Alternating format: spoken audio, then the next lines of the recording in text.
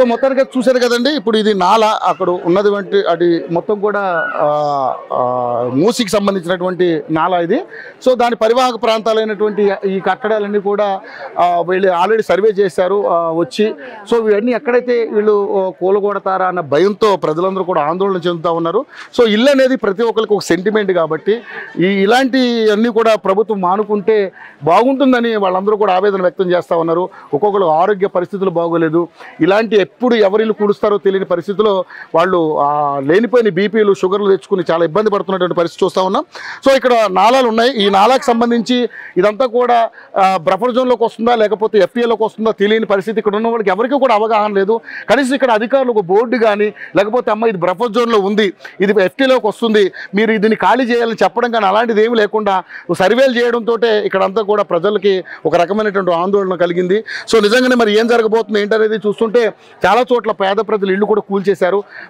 అసలు నిర్దాక్షిణ్యంగా కూల్చడం జరుగుతూ ఉంది. సో ప్రభుత్వం తీసుకున్నటువంటి ఈ స్టాండ్ ఏదైతే ఉందో నిజంగా అక్రమ కట్టడాల మీద వాళ్ళు జులుం ప్రదర్శిస్తే ఒక రకమైనటువంటి ఇమేజ్, ఒక రకమైనటువంటి మైలేజ్ వచ్చేది. కానీ ఇక్కడ పేద ప్రజల విషయంలో చాలా దారుణంగా ప్రవర్తిస్తున్నారు.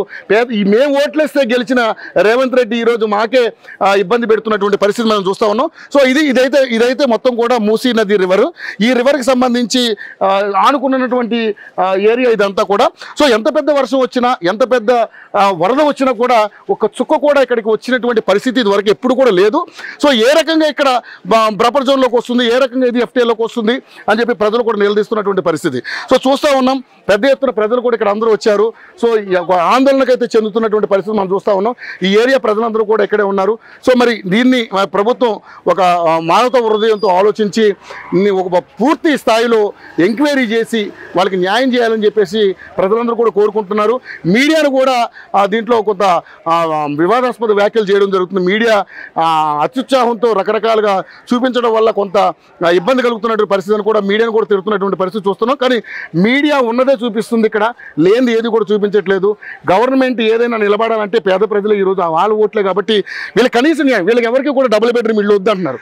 ఇక్కడ ఉన్నటువంటి ఇల్లు ఏ ఇల్లు కూల్చినా దానికి సంబంధించినటువంటి రేటు ఇక్కడ గవర్నమెంట్ రేటు కాకుండా ఇక్కడ ఉన్నటువంటి రేటు ఏ రేట్ అయితే పలుకుతుందో ఆ రేటు వాళ్ళకి ఇచ్చి మీరు కూలగొట్టుకోండి, దానికి తప్పులేదు. కానీ ఏదో నా మాత్రం ఒక ఎక్కడో మూలెక్కడో ఒక డబుల్ బెడ్రూమ్ ఇల్లు ఇచ్చి కూలగొడతానంటే ఎవరు ఒప్పుకునే పరిస్థితులు లేరు. కాబట్టి వీళ్ళకి సత్వరమైన న్యాయం జరగాలని చెప్పేసి గవర్నమెంట్ని అప్పీల్ చేస్తూ ఉన్నాం.